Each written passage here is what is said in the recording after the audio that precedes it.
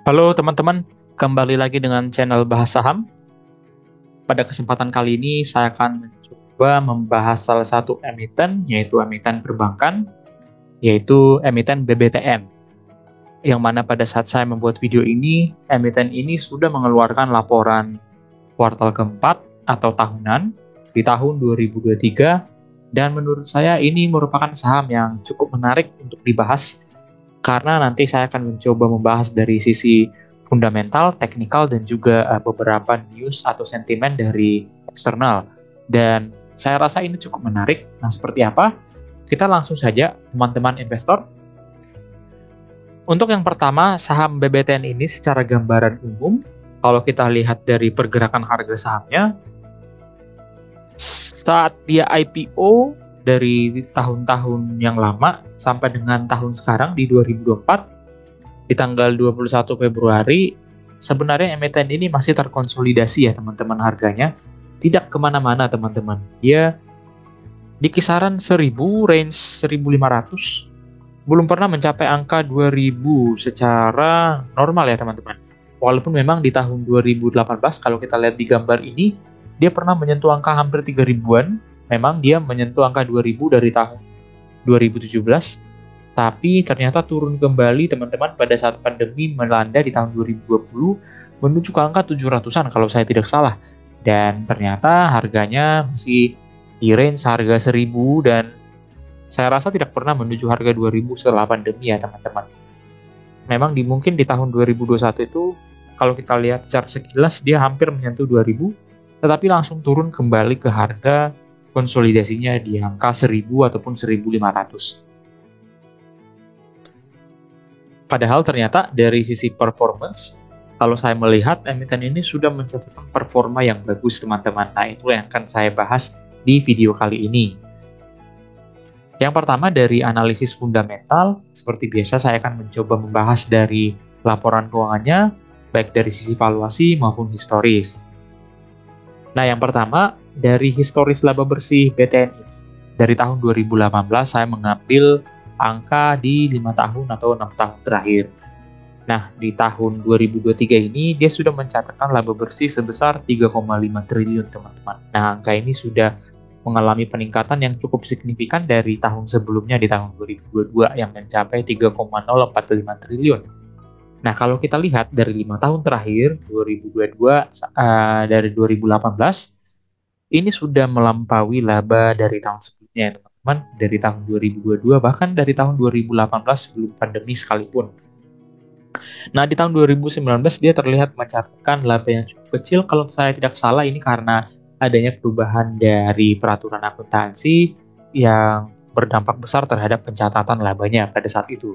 Nah, di tahun ini 2023 dia sudah mencatatkan laba yang menurut saya performanya bisa dikatakan sangat bagus ya teman-teman, karena dia sudah jauh lebih tinggi melampaui laba dari periode-periode sebelumnya.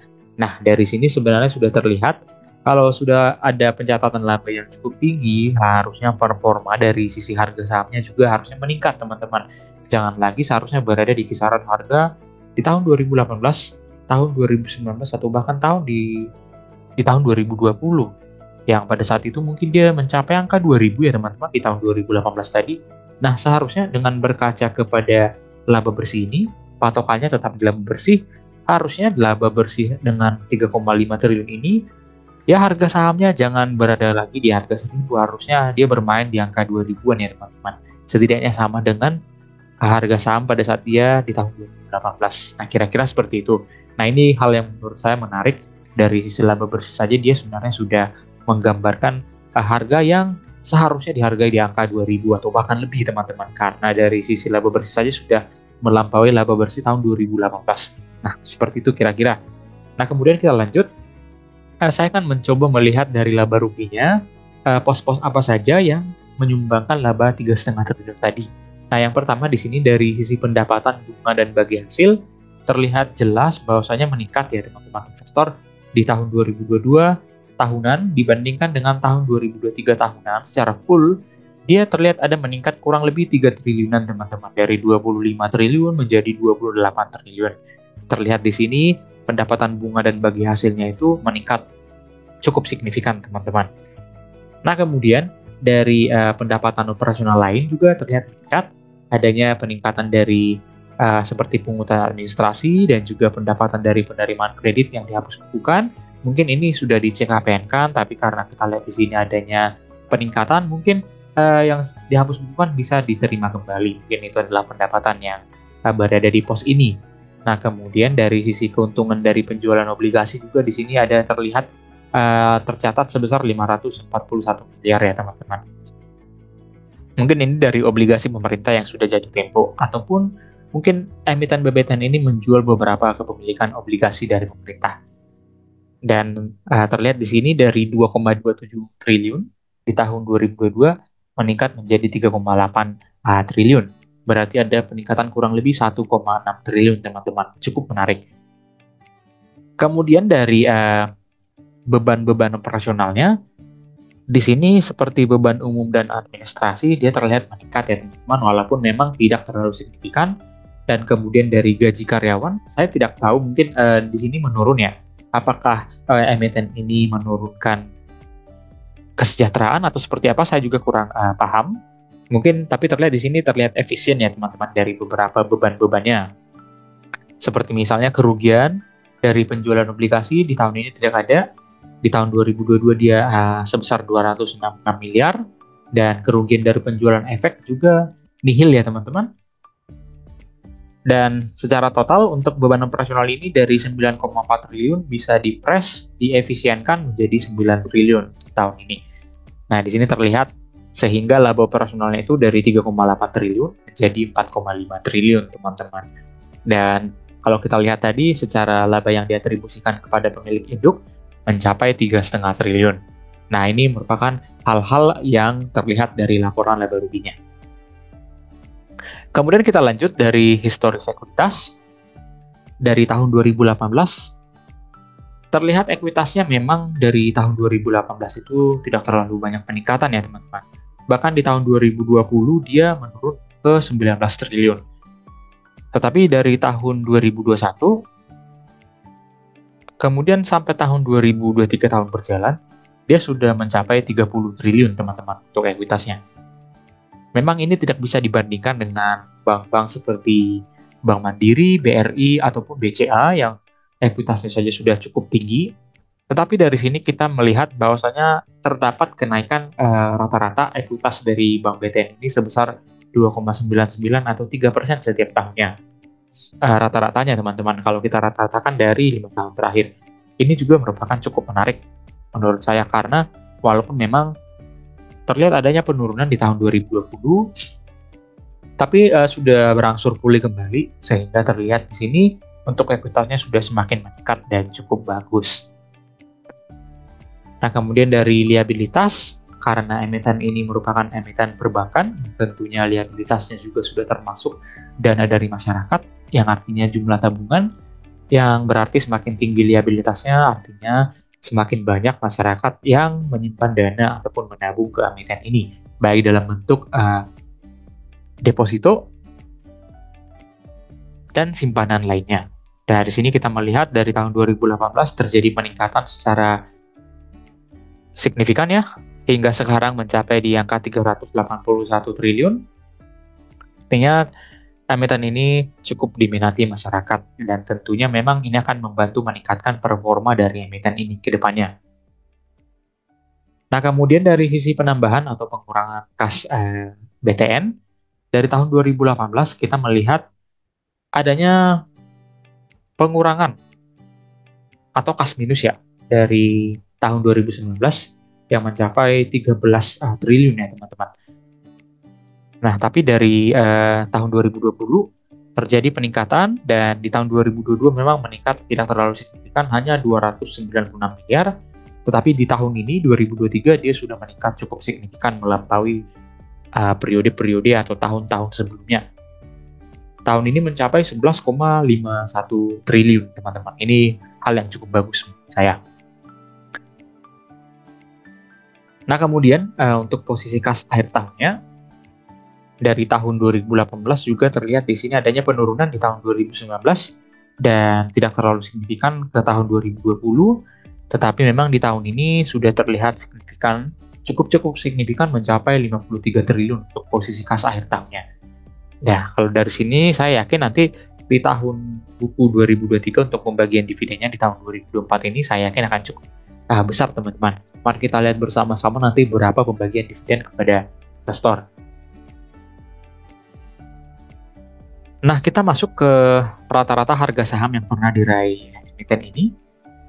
Nah, kalau kita lihat secara keseluruhan dari tahun 2018, rata-rata harga saham yang pernah diraih emiten ini terlihat menurun ya teman-teman, menurun signifikan.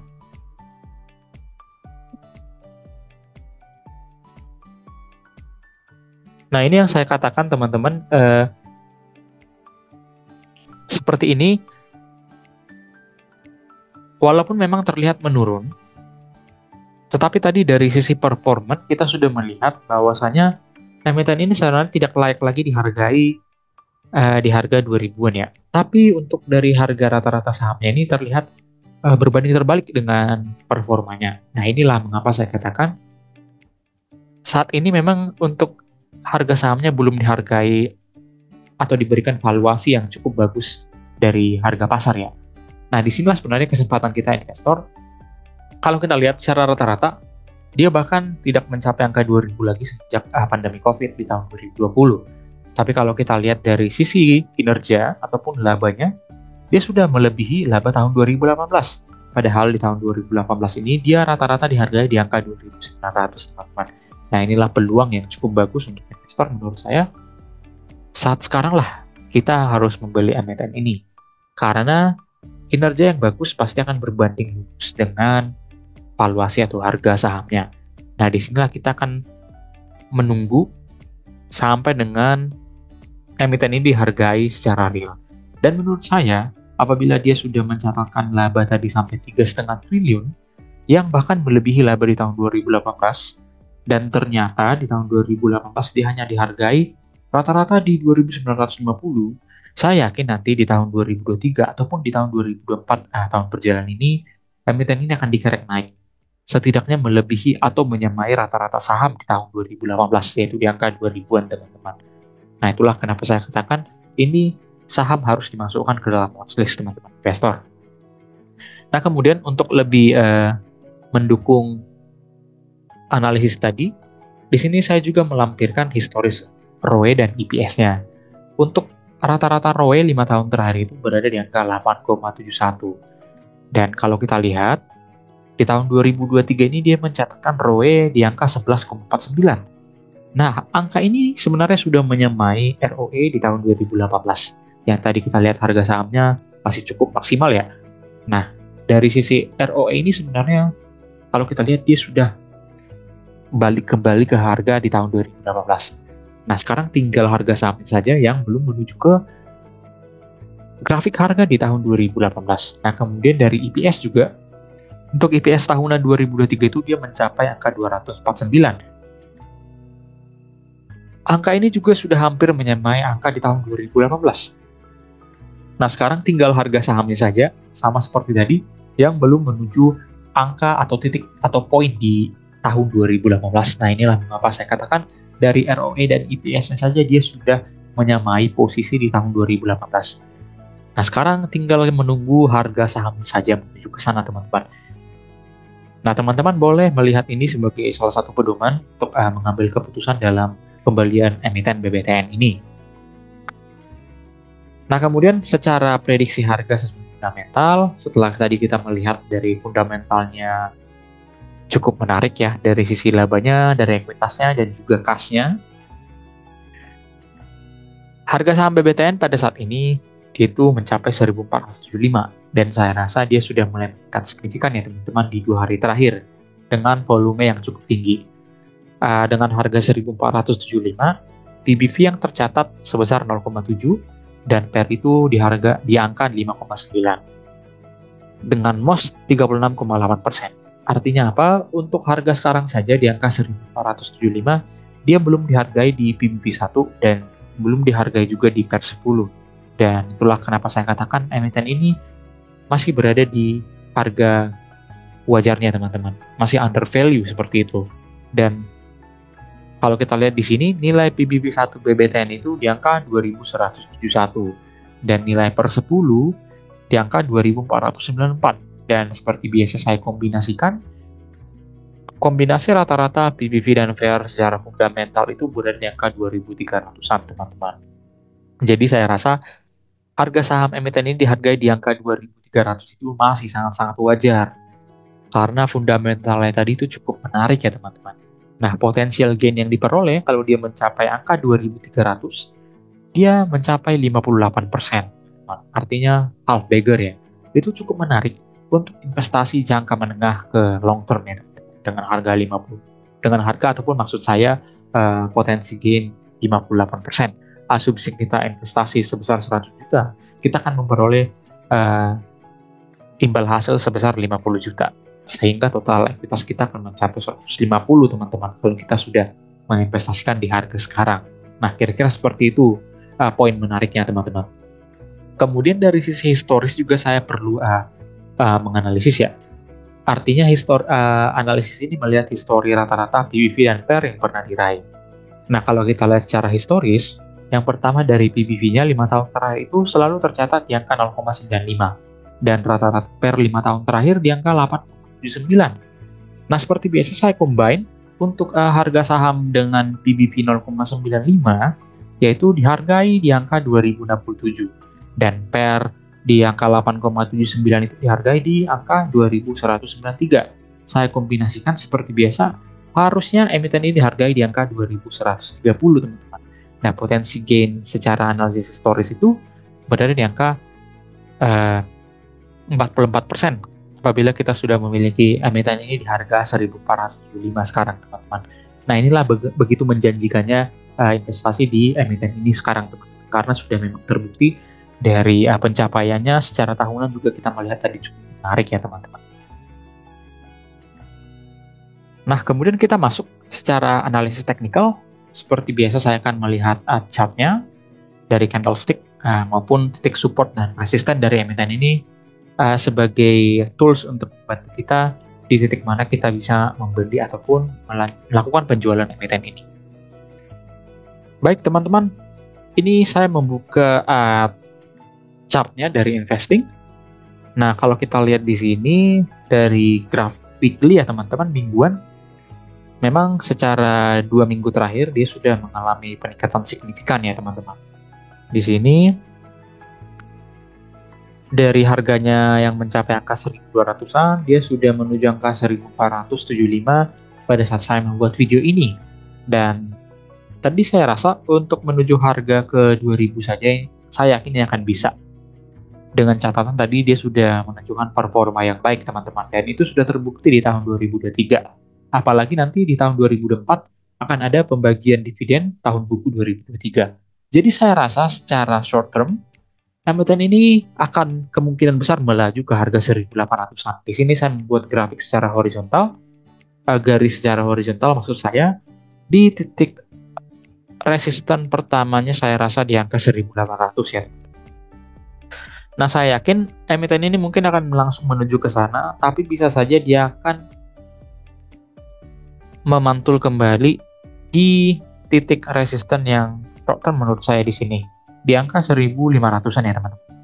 Di angka 1.500-an ini kemungkinan dia akan turun harganya. Tapi kalau saya lihat dari volume yang terjadi sekarang ini, saya rasa angka 1.500 ini akan tembus teman-teman. Tapi kita tidak tahu ya. Mungkin kedepannya ada aksi jual yang aksi take profit mungkin ya teman-teman dari beberapa investor. Dan kalaupun memang dia turun, saya yakin dia tidak akan turun ke harga 1.200 lagi, karena ini merupakan harga yang cukup murah menurut saya sekarang. Tadi terkonfirmasi dari performanya yang cukup menarik. Jadi untuk kedepannya secara teknikal ini dia mungkin akan menuju ke angka 1.500. Kalaupun dia memiliki volume yang cukup tinggi lagi kedepannya, dia mungkin langsung akan dihajar ke harga 1.800 teman-teman di titik resistennya. Ya, titik resisten yang kedua. Dan kalaupun memang nanti volumenya cukup tinggi lagi, dia kemungkinan langsung akan menuju ke harga 2.000 teman-teman. Nah, yang jelas untuk harga sekarang ini masih cukup baik untuk dilakukan pembelian ataupun akumulasi ya teman-teman. Karena tadi memang dari sisi fundamentalnya saja dia sudah harusnya dihargai di angka 2000-an.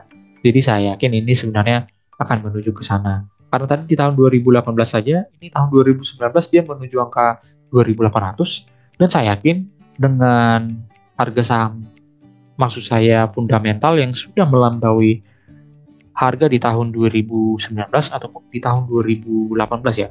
Ini tahun 2018 dia menuju angka hampir 3.000-an.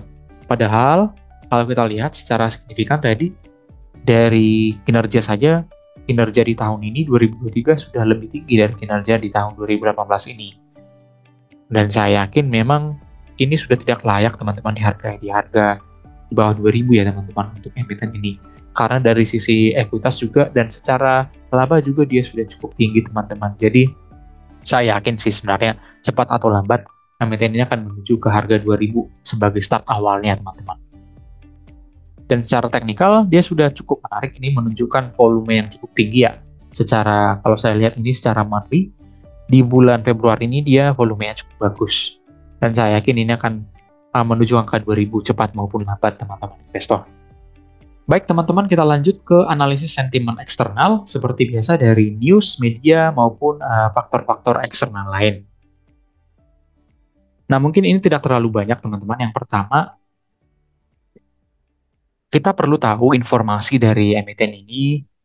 BBTN ini sebenarnya berencana untuk mengakuisisi Bank Muamalat ya teman-teman. Bank Muamalat ini merupakan bank syariah yang mana BTN ini juga memiliki anak usaha syariah, dan apabila itu dikombin bisa saja itu akan menghasilkan aset yang lebih besar bagi BBTN ke depannya. Karena kita tahu emiten BBTN ini menolak untuk merger dengan Bank Syariah Indonesia teman-teman, seperti gabungan BRI, BNI dan juga Mandiri. Karena apa? Karena emiten ini dari sisi anak usaha syariah itu menyumbangkan performa ataupun pendapatan yang cukup tinggi kepada induknya. Jadi saya rasa emiten ini akan cukup sulit untuk melepas anak usaha syariahnya. Bahkan terkonfirmasi dengan news ini, BBTN ini malah mengakuisisi salah satu emiten perbankan syariah yang saya rasa fungsinya akan memperkuat anak usaha syariahnya teman-teman. Dan bisa saja nanti ke depannya ini akan bersaing dengan BSI. Nah, kita tidak tahu nanti ke depannya, tapi peluang menuju ke sana itu ada teman-teman. Karena memang dari sisi anak usaha syariahnya, performanya cukup menarik. Dan yang kedua, laba bersih tahun 2023 ini secara keseluruhan melesat 15% ya. Sehingga berdampak positif juga terhadap sahamnya. Saya yakin sih sebenarnya kalau melihat dari sisi fundamental dan teknikal tadi, tidak akan lama teman-teman, emiten ini akan dikerek naik menuju harga 2000 teman-teman investor. Tapi tetap balik lagi kepada money management teman-teman. Kalau memang sudah terlalu tinggi, jangan langsung dibeli secara signifikan. Tunggu saja koreksi di beberapa hari ke depan setelah dia mengalami kenaikan signifikan. Dan disitulah mungkin kita bisa melakukan pembelian lebih lagi teman-teman kepada emiten ini. Baik, mungkin sekian pembahasan saya mengenai emiten ini. Tetap disclaimer on ya teman-teman. Menggunakan money management yang bagus itu merupakan salah satu cara agar kita bisa tetap bertahan dalam investasi saham. Dan ada quotes terakhir, "Risk comes from not knowing what you are doing." Ini adalah quotes dari Bapak investor Warren Buffett, yang artinya sebelum kita melakukan ataupun menginvestasikan uang kita terhadap suatu emiten, setidaknya kita harus analyze risiko yang datang, ataupun setidaknya mengetahui bagaimana fundamental maupun kondisi emiten atau perusahaan yang akan kita investasikan uang kita teman-teman. Nah, mungkin sekian, tetap semangat teman-teman investor, dan boleh klik like dan subscribe untuk kemajuan channel ini ke depannya. Terima kasih.